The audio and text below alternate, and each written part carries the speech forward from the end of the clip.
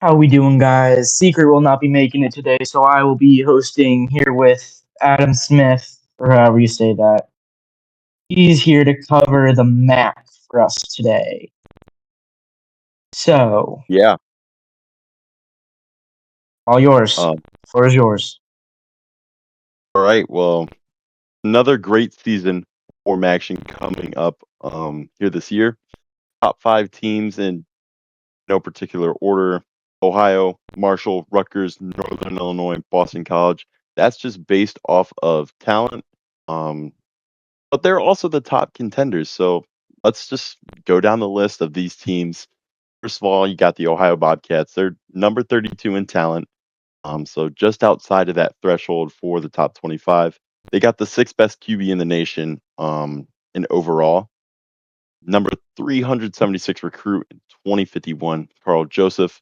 Over the offseason, they got number 59 recruit in the nation, Marcus Hall.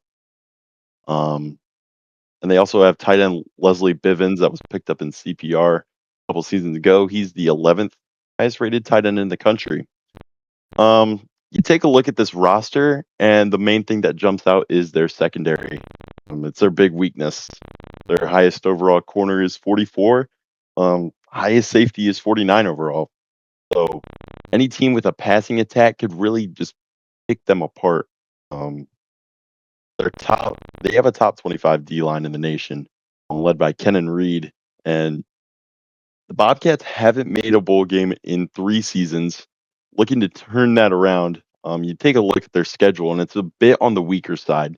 Um, so hopefully the Bobcats can pick it up this season. Another contender in the MAC is Marshall. Now Marshall is number 38 in talent, so pretty close with Ohio. CPR pickup Blake Trujillo, I think that's how you say his name.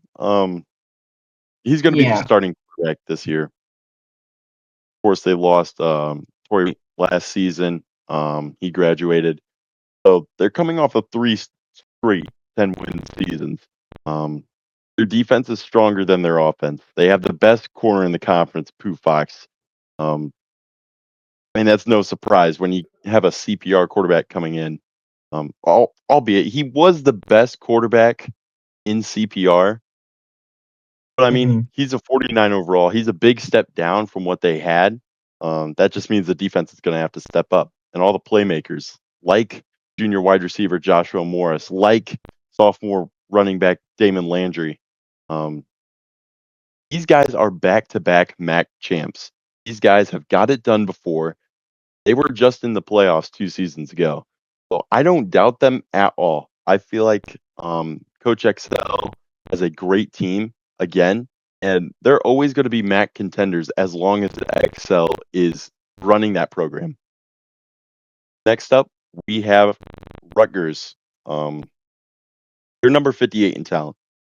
They're led by QB Michael Karras. He was the 125th recruit in 2053.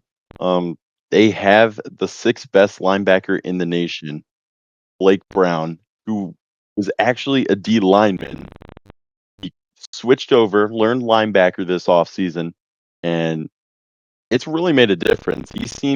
You look at the camps, you look at the footage, and he looks on a different level. The O line and D line are kind of mid to below average for the conference, which honestly in recruiting it can be easily fixed. You got O line and D line everywhere. So Rutgers is just, I feel like, a line on either side of the ball away from being truly elevated to like upper echelon, like top MAC contender. The receivers are also really young. They have I think it's only freshmen and sophomores for their wide receivers. Um, they're coming off of 2 straight 10-win seasons. And I feel like with this weak conference, Rutgers can probably step in and maybe win 10 games again. I mean, it's right there. Rutgers has the talent, I feel like, to go and win 10 games in this conference. Next up for our fourth team is Northern Illinois. They're number 60 in talent. And get this, in 2051, he was the 1,019th recruit. Jabari Arnold, he started last season. Was 4-8 last year. But I mean, he has improved. He's improved this offseason. He took over that starting helm, like I said, last season, and looks to try and improve that record. The running game is pretty weak. I mean, you take a look at this Northern Illinois team. I mean, the running game just isn't there. The running backs aren't up to par. The O-line isn't really that great. They're going to have to rely more on those receivers to get the job done on offense. You got 2050. He was the 321st recruit, Cody Corbett, on the D line. He looks to wreak havoc. He was recruited by Northwestern, by Circle. So Circle saw something in him. He switched over to Northern Illinois, and they're looking to challenge Marshall in that MAC West division. They haven't made a bowl since 2021 either. So Northern Illinois, I feel like, is poised for at least a bowl this season, maybe even better. I feel like the sky's the limit for Northern Illinois. Finally, for rounding out this top 5 teams, we have Boston College. They're number 52 in talent, and they brought in a freshman quarterback. He's taking the helm. Number 169, Marcus Spence, is going to be taking over the quarterback position. They had a conference championship loss last season, but a 10-win season.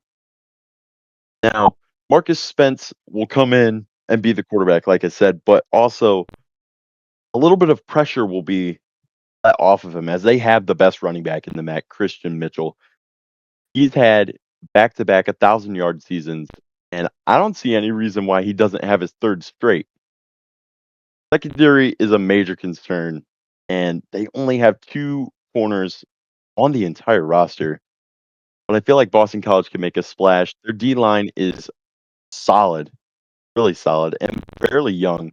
Like I said, Boston College can really go.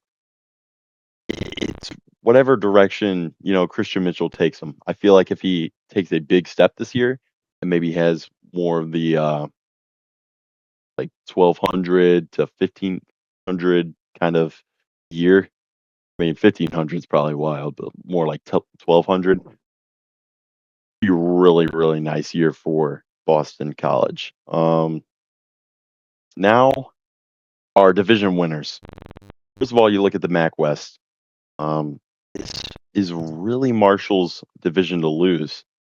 I mean, it feels like it's Marshall, and then you have a big gap, and then it's everybody else. You got Northern Illinois, who might challenge Marshall. They play in week 3, and IU will go to Marshall, so it could be a big game for that division. But you also got like teams like West Virginia, Iowa, who are just kind of in the middle. When those are like some of your top teams in the division, it's pretty easy to win it. I feel like Marshall will make its 4th straight conference championship game this year.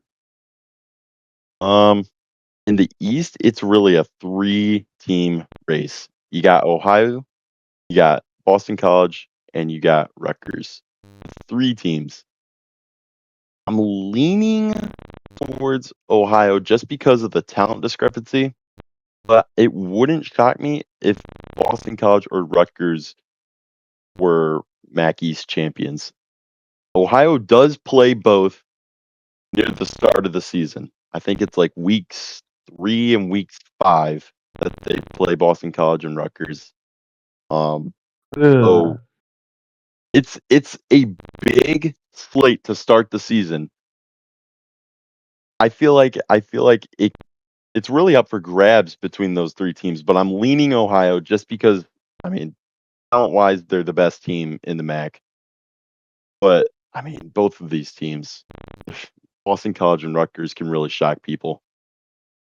Playoff potential, most likely none for the MAC this year. Although if Marshall goes undefeated, I could see Marshall getting in. Honestly, Marshall plays like UAB. They play Virginia Tech. They play some really good teams. XL scheduled a really hard season this year, and I feel like if they run the table only in the MAC, but in out of conference, they play Bama too. Those are real top 25 teams there. It's going to be a really tough year for Marshall out of conference wise. But if they run the table, I could see them getting in the playoffs. Team to beat, still Marshall.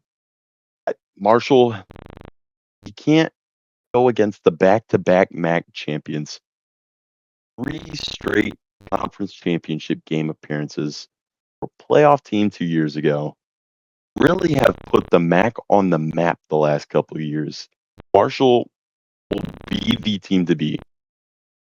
A dark horse for this conference is Toledo. I haven't talked about Toledo yet. This is my Toledo segment, I guess. They have a fairly easy schedule. You take a look at their schedule. They play South Florida. They play Arkansas, who is the worst team in the nation. They play Coastal Carolina. They play Washington, and then they have that MAC slate. I mean, sure, they play Boston College.